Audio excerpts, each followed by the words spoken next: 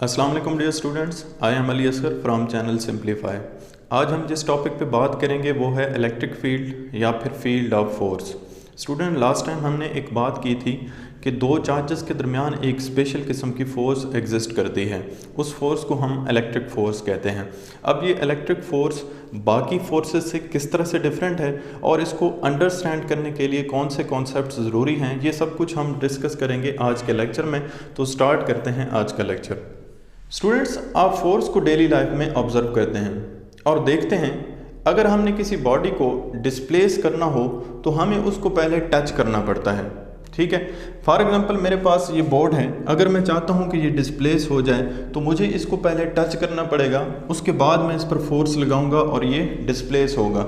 तो बॉडीज़ को पहले टच करना पड़ता है, फिर हम उसको पुल या पुश करेंगे तभी वो फोर्स एक्ट करेगी।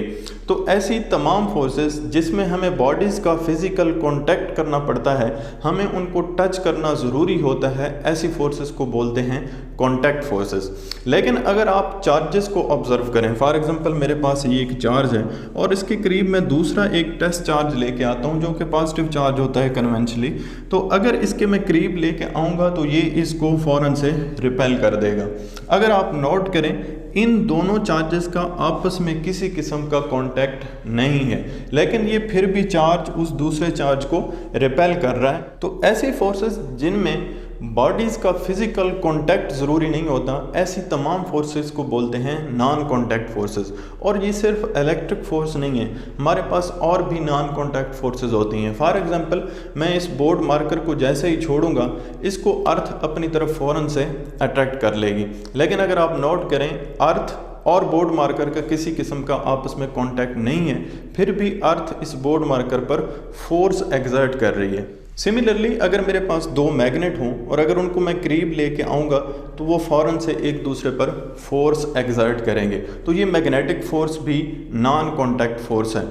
अच्छा, अगर मेरे पास ये चार्ज इधर पड़ा हुआ है और ये चार्ज उसको रिपेल कर रहा है, तो क्या ज़रूरी है अगर मैं इस चार्ज को यहाँ पे ले जाता हूँ ये फिर भी उस पर रिपल्सिव फोर्स लगाएगा? मुमकिन है अब ये चार्ज उस पर फोर्स ना लगाए या इतनी फोर्स लगाए कि इस पर उस फोर्स का किसी किस्म का असर ना हो। इट मीन्स कि इस चार्ज के आसपास एक ख़ास रीजन है स्पेस में और वो 3D होगा जहाँ तक ये चार्ज किसी और चार्ज तक फोर्स एग्जर्ट कर सकता है। फॉर एग्जांपल वो रीजन मेरे पास ये है, यहाँ तक ये चार्ज किसी और चार्ज पर फोर्स लगा सकता है। अगर वो कोई और चार्ज इस रीजन के बाहर होगा तो वो चार्ज उस पर फोर्स नहीं लगाएगा, लेकिन जैसे ही ये चार्ज यहाँ पे आ जाएगा, इस रीजन के अंदर आ जाएगा, ये चार्ज इस दूसरे चार्ज पर फोर्स लगाएगा और वो फोर्स रिपल्सिव फोर्स होगी। तो इस ख़ास रीजन को जहाँ तक ये चार्ज किसी और चार्ज पे फोर्स लगा सकता है, इस रीजन को बोलते हैं इलेक्ट्रिक फील्ड। तो हम इलेक्ट्रिक फील्ड को डिफाइन कर लेते हैं, स्पेस और region around a point charge in which another charge experiences a force is called electric field। मतलब ये कि पॉइंट चार्ज के अराउंड वो तमाम रीजन जहाँ तक कोई और चार्ज फोर्स एक्सपीरियंस कर सकता है, उस रीजन को हम लोग कहते हैं इलेक्ट्रिक फील्ड।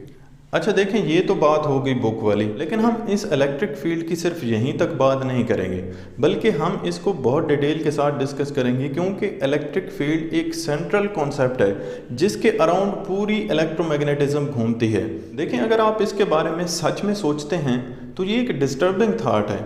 अब देखें, इस चार्ज को कैसे पता चल जाता है कि ये चार्ज उसके रीजन में आ गया है या इस चार्ज ने इस पर फोर्स लगानी है? इस चार्ज को पता कैसे चलता है? क्योंकि इन दोनों का आपस में किसी किस्म का कांटेक्ट नहीं है। इसी तरह से अगर हम ग्रेविटेशनल फोर्स की बात करें, इस बोर्ड मार्कर को अगर मैं छोड़ता हूं तो ज़मीन इसको अपनी तरफ अट्रैक्ट कर लेती है।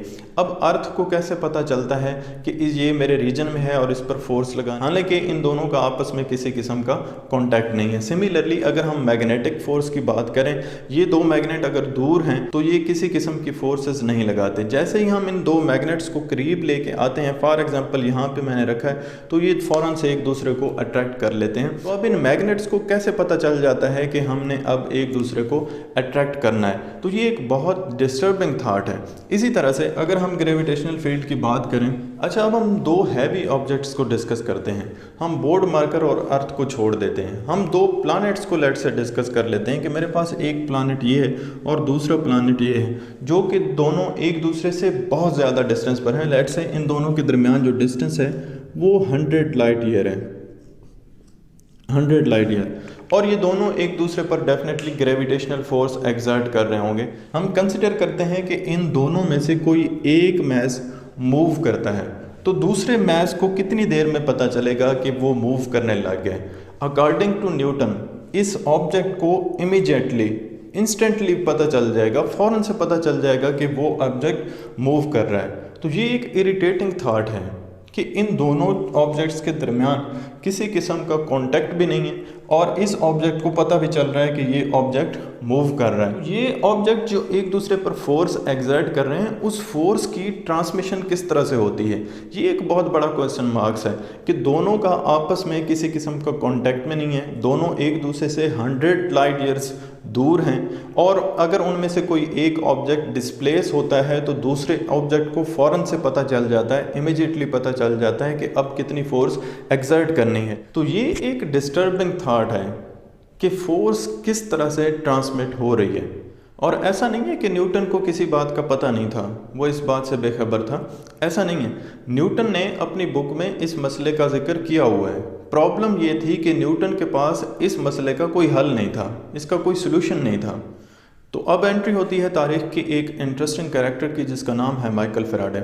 माइकल फैराडे को मैं इंटरेस्टिंग कैरेक्टर इसलिए कह रहा हूँ क्योंकि माइकल फैराडे कभी कॉलेज या यूनिवर्सिटीज़ नहीं गए थे। माइकल फैराडे एक गरीब फैमिली से बिलोंग करते थे, जिनके वालिद जो है वो लोहार थे, और ख़ुद माइकल फैराडे एक बुक शॉप पे काम करते थे, बुक्स सेल करते थे, बुक्स को बाइंड वगैरह करते थे। तो किताबों के साथ काम करते करते उनको किताबें पढ़ने का शौक़ पैदा हो गया। बाद में वो उस वक्त के एक मशहूर साइंटिस्ट थे जिनका नाम था हम फ्राइडे, उनके असिस्टेंट बन गए और यहाँ से उनके साइंटिफिक कैरियर का आगाज़ हुआ। माइकल फैराडे क्योंकि कॉलेज या यूनिवर्सिटीज़ नहीं गए थे, इसलिए उनको बड़ी बड़ी इक्वेशंस पसंद नहीं थी। उनकी जो स्ट्रेंथ थी वो छोटे छोटे इम्प्रेसिव एक्सपेरिमेंट थे। माइकल फैराडे भी ये इलेक्ट्रिक फोर्स, मैग्नेटिक फोर्स और ग्रेविटेशनल फोर्स के कॉन्सेप्ट को लेकर परेशान थे।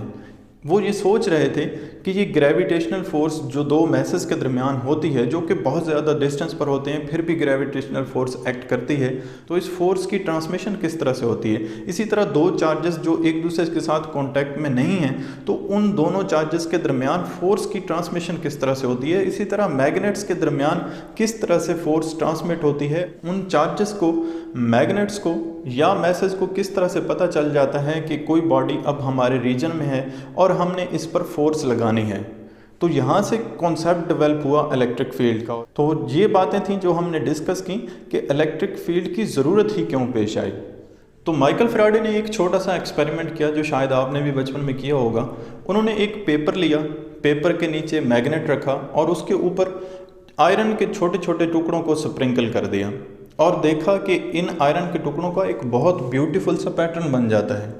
और इस एक्सपेरिमेंट से उसने ये आइडिया पकड़ा कि ये मैग्नेटिक फील्ड लाइंस पूरी स्पेस में फैली हुई हैं और ये उस स्पेस को एक ख़ास रीजन तक डिस्टर्ब करती हैं, और स्पेस में जहाँ तक ये फील्ड लाइंस स्पेस को चेंज करती हैं, उस फील्ड या उस रीजन तक उस मैग्नेट का एरिया होता है कि वो फोर्स लगा सकता है। मतलब ये है कि यही स्पेस जो चेंज होती है, यही स्पेस मीडियम बनती है, सोर्स बनती है फोर्स की ट्रांसमिशन का। तो ये जो प्रॉब्लम था जो साइंटिस्ट को डिस्टर्ब कर रहा था कि फोर्स दो ऑब्जेक्ट्स के दरमियान किस तरह से ट्रांसमिट होती है, क्योंकि उन दोनों का आपस में कोई कांटेक्ट नहीं है। तो ये माइकल फैराडे ने एक छोटे से एक्सपेरिमेंट से ये मसला सॉल्व कर दिया और बता दिया कि भाई पहले ऑब्जेक्ट, कोई चार्ज या कोई मैस पहले स्पेस को चेंज करता है और वही जो स्पेस चेंज होती है वही मीडियम के तौर पर काम करती है, उसी स्पेस के थ्रू फोर्स ट्रांसमिट होती है। और यही कॉन्सेप्ट बाद में फाउंडेशन बना इलेक्ट्रिक फील्ड का, मैग्नेटिक फील्ड का और ग्रेविटेशनल फील्ड का, कि हर चार्ज, हर मैस या हर मैग्नेट पहले स्पेस को चेंज करता है और फिर वही स्पेस जो चेंज होती है वही मीडियम बनता है, एजेंट बनता है, जिसके थ्रू फोर्स एक ऑब्जेक्ट से दूसरे ऑब्जेक्ट तक, एक चार्ज से दूसरे चार्ज तक या एक मैग्नेट से दूसरे मैग्नेट तक ट्रांसफ़र होती है, ट्रांसमिट होती है। तो हमने देखा कि चार्ज के अराउंड एक ख़ास फील्ड, रीजन या स्पेस होती है जहाँ तक वो किसी और चार्ज पर फोर्स एक्सर्ट कर सकता है। उस फील्ड को हम लोग कहते हैं इलेक्ट्रिक फील्ड। अब इस फील्ड की स्ट्रेंथ को शो करते हैं हम लोग डॉट से। जहाँ पे डॉट ज़्यादा करीब होते हैं हम लोग कहते हैं वहाँ पे इलेक्ट्रिक फील्ड स्ट्रॉन्ग है, और जहाँ पे ये डॉट्स दूर दूर होते हैं वहाँ पे इलेक्ट्रिक फील्ड वीक होती है। अब ये चार्ज किसी और चार्ज पर कितनी फोर्स एक्सर्ट करता है, इसको हम लोग बोलते हैं इलेक्ट्रिक फील्ड इंटेंसिटी। मतलब ये कि force per unit test charge को हम लोग बोलेंगे इलेक्ट्रिक फील्ड इंटेंसिटी। मतलब ये जो टेस्ट चार्ज है, इस टेस्ट चार्ज पर जब ये करीब आएगा तो ये चार्ज उस टेस्ट चार्ज पर कितनी फोर्स लगाता है, इसको हम लोग क्या बोलेंगे, इसको कहेंगे इलेक्ट्रिक फील्ड इंटेंसिटी। यहाँ पे एक बहुत इंपॉर्टेंट बात आपने याद रखनी है कि इस टेस्ट चार्ज का मैग्नीट्यूड जो है वो बहुत कम होना चाहिए। क्यों? क्योंकि अगर इस टेस्ट चार्ज का मैग्नीट्यूड कम होगा तभी इस टेस्ट चार्ज की अपनी फील्ड बहुत वीक होगी, और अगर इसकी फील्ड वीक नहीं होगी तो इस टेस्ट चार्ज की फील्ड फिर इस चार्ज की फील्ड को इम्पैक्ट करेगी। तो ये ज़रूरी है कि इस टेस्ट चार्ज की फील्ड बहुत वीक होनी चाहिए, और वो तभी होगी जब इस टेस्ट चार्ज का मैग्नीट्यूड बहुत कम होगा, वो अप्रोच करेगा नियर टू ज़ीरो, जो कि हमारे पास रियलिटी में पॉसिबल नहीं है। इसीलिए जब भी हम इलेक्ट्रिक फील्ड फाइंड आउट करते हैं तो हम इस मेथड को प्रेफर नहीं करते हैं। हम इलेक्ट्रिक फील्ड फाइंड आउट करने के लिए कुछ और मेथड्स हैं वो अप्लाई करते हैं, जो कि हम आने वाले लेक्चर्स में ज़रूर डिस्कस करेंगे। याद रखना है कि इलेक्ट्रिक फील्ड इंटेंसिटी एक वेक्टर क्वांटिटी है। क्यों? क्योंकि फोर्स एक वेक्टर क्वांटिटी है, उस पर डिवाइड हो रहा है चार्ज, और चार्ज एक स्केलर क्वांटिटी है। जब भी वेक्टर पर हम किसी स्केलर को डिवाइड करते हैं तो आंसर हमेशा वेक्टर आता है। तो ये इलेक्ट्रिक फील्ड इंटेंसिटी एक वेक्टर क्वांटिटी है। अगर आप इस इलेक्ट्रिक फील्ड इंटेंसिटी के यूनिट को फाइंड आउट करना चाहें तो जाहिर सी बात है इस इक्वेशन से फाइंड आउट होगा। तो हम लोग देख लेते हैं यूनिट को। फोर्स का यूनिट होता है न्यूटन और चार्ज का यूनिट होता है कूलम। तो इस इलेक्ट्रिक फील्ड इंटेंसिटी का यूनिट बन जाएगा न्यूटन पर कूलम। और इस फार्मूले में ये जो फोर्स है, ये फोर्स कूलम फोर्स है, जो कि दो चार्जेस के दरमियान एग्जिस्ट करती है। उस कूलम फोर्स को हम लिखते हैं 1/4πε0 Q naught over R square into R unit vector. आपको याद होगा कूलम फोर्स को हमने Q1 Q2 over R square लिखा था, लेकिन यहाँ पे क्योंकि हमारे पास Q1 और Q2 नहीं है बल्कि Q और Q नॉट दो चार्जेस हैं, इसलिए हम यहाँ पे Q1 Q2 की जगह Q और Q नॉट लिख लेंगे। अब ये कूलम फोर्स की वैल्यू अगर हम इक्वेशन नंबर 1 में पुट कर दें तो इलेक्ट्रिक फील्ड इंटेंसिटी का फार्मूला थोड़ा सा मॉडिफाई हो जाएगा। तो जैसे ही हम इसकी वैल्यू इक्वेशन नंबर 1 में पुट करेंगे, इलेक्ट्रिक फील्ड इंटेंसिटी की वैल्यू आ जाएगी 1/4πε0 Q naught over R square. एक Q नॉट यहाँ पे ऑलरेडी है, ये अभी हमने फोर्स की वैल्यू लिखी है, तो Q नॉट को डिवाइड कर देंगे और R यूनिट वेक्टर। यहाँ से अगर आप देखें ये Q नॉट और Q नॉट कैंसिल हो जाएंगे और इलेक्ट्रिक फील्ड इंटेंसिटी का आंसर आएगा 1/4πε0 Q over R square into R unit vector. तो ये हमारे पास इलेक्ट्रिक फील्ड इंटेंसिटी का फाइनली फार्मूला आ जाएगा। इसको electric field due to point charge भी कहते हैं, ये भी याद रखना है स्टूडेंट्स। अब अगर इलेक्ट्रिक फील्ड इंटेंसिटी के इस फार्मूले में 1/4πε0 की जगह मैं K लिख दूं तो हमारे पास इलेक्ट्रिक फील्ड इंटेंसिटी का जो फार्मूला मॉडिफाई होके आएगा वो फार्मूला कुछ इस तरह से बनेगा KQ over R square into R unit vector.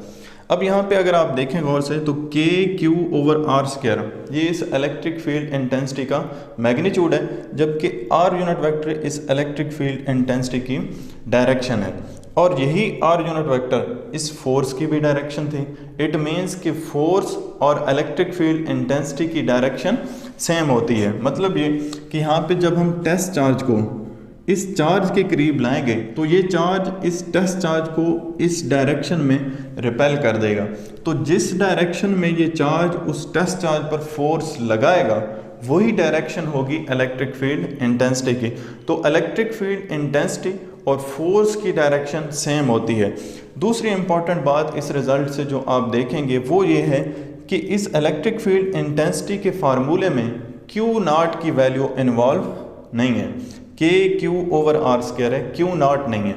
अगर टेस्ट चार्ज की वैल्यू इन्वॉल्व नहीं है तो फिर हम टेस्ट चार्ज को लिखते ही क्यों हैं? अब इसकी दो रीज़न है। एक तो ये कि अगर हम टेस्ट चार्ज का मैग्नीट्यूड लेंगे तो फिर वो इलेक्ट्रिक फील्ड इंटेंसिटी इस चार्ज की प्योर नहीं आएगी, और मैंने आपको बताया था कि इस चार्ज का मैग्नीट्यूड आप बहुत कम लेंगे। इस चार्ज की प्योर इलेक्ट्रिक फील्ड इंटेंसिटी आएगी, और वो तभी आएगी जब इस इलेक्ट्रिक चार्ज जो कि टेस्ट चार्ज है उसका मैग्नीट्यूड बहुत कम होगा। और ये टेस्ट चार्ज लेने की दूसरी वजह, ये हमारे पास ये जो KQ/R² है, इसमें R डिस्टेंस होता है बिटवीन टू चार्जेस। अगर हम टेस्ट चार्ज नहीं लेके आएंगे तो फिर हम R की वैल्यू पुट नहीं कर सकेंगे। अब ये टेस्ट चार्ज अगर यहाँ पे पड़ा हुआ है तो R की वैल्यू कुछ और होगी, ठीक है। ये लेट से हमारे पास R की वैल्यू है, तो इलेक्ट्रिक फील्ड इंटेंसिटी का आंसर कुछ और आएगा। अब इसी टेस्ट चार्ज को अगर मैं यहाँ पे लेके आ जाता हूँ तो R की वैल्यू कुछ और होगी। तो जैसे जैसे आप टेस्ट चार्ज को मूव करेंगे R की वैल्यू वेरी करेगी, और अगर R की वैल्यू वेरी करेगी तो आप डिफरेंट पॉइंट्स पर इस चार्ज की इंटेंसिटी को कैलकुलेट कर सकते हैं। और ये तभी पॉसिबल होगा अगर आपके पास टेस्ट चार्ज होगा।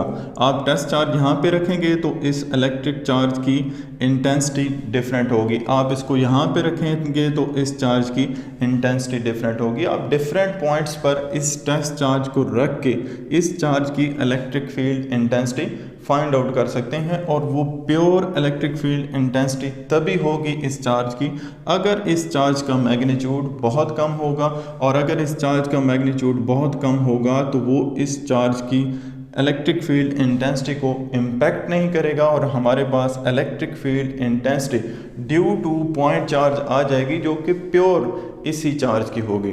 तो स्टूडेंट्स, ये था हमारा आज का लेक्चर जिसमें हमने पढ़ा कि इलेक्ट्रिक फील्ड क्या होता है, इलेक्ट्रिक फील्ड का कॉन्सेप्ट किस तरह से डेवलप, और साइंटिस्ट को इलेक्ट्रिक फील्ड के कॉन्सेप्ट की ज़रूरत क्यों पेश आई।